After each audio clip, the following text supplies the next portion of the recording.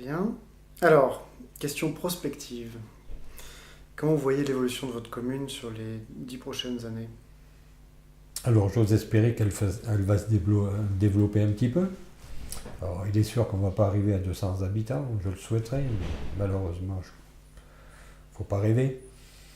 Mais bon, je pense qu'on ira vers les communes nouvelles, puisque les intercommunalités va se regrouper aussi, parce qu'on va avoir un petit peu plus de poids.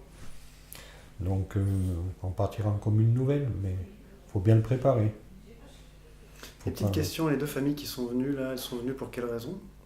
Qu'est-ce qui les a attirées ici, à votre avis, avant tout? Alors les deux familles, disons que chez nous, on n'est pas très loin du bassin de Vie, de Ide, Bord-les-Orgues. Mhm. C'est à 10 minutes. Ide, c'est le deuxième pôle emploi du Cantal quand même. Donc on trouve facilement de l'emploi. On n'est pas très loin de Rios-Montagne, de la Corrèze.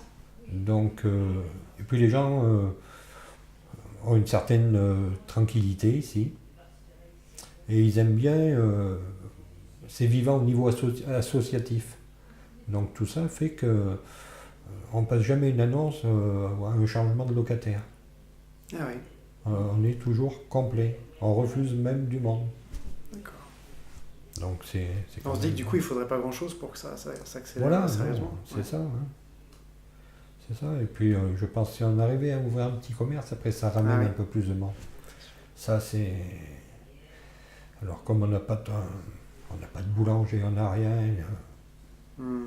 Plutôt que d'aller porter le pain chez les gens, on va essayer de faire un petit quelque chose avec les personnes agiles.